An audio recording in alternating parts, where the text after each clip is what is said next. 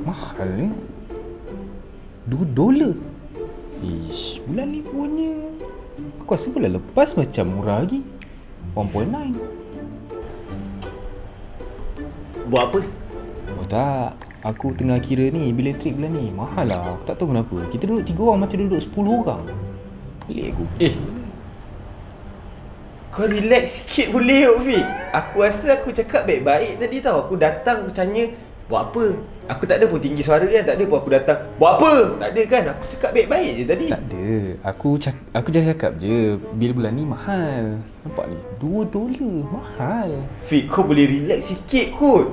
Aku sumpah tak tengking kau doh, Fik. Aku tak marah. Kau janganlah buat macam aku tak bayar bil elektrik langsung. Dia macam ni kan. Okay, aku kira-kira ni pasal aku cakap dengan kau pun, aku cakap elok je.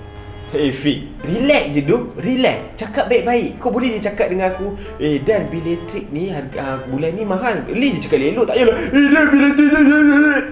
Relax sikit doh, Fik. Sumpah relax sikit. Okay lah macam ni. Aku just nak kira bil elektrik ni bulan ni mahal dan okay, $2. Wow.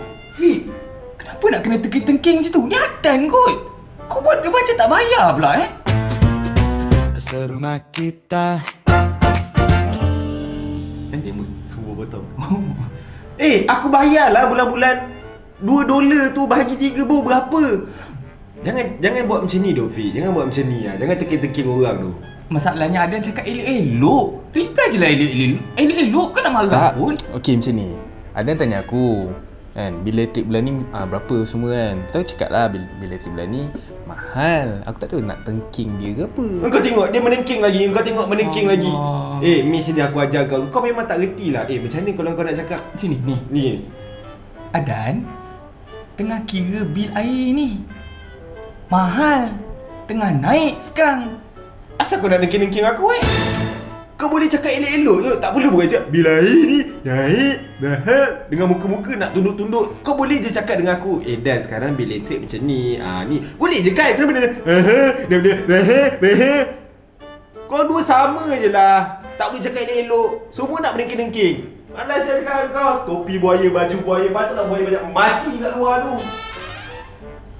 Ni semua sebab kau.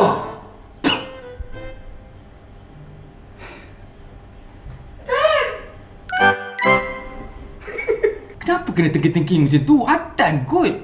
Kau boleh cakap baik-baik doh. Macam aku tak bayar bulan-bulan. Aku bayar dulu. doh. Aku nak tegur orang kau. Bodoh betul. Relax doh. Bukannya aku tak bayar. Aku bayar kot. Asal kau nak tengking-tengking aku juga? Boleh cakap baik-baik je kot, Rik. Aku memang cakap baik-baik je. Tadi kau tahu kau cakap macam mana? Dan bil bulan ni mahal.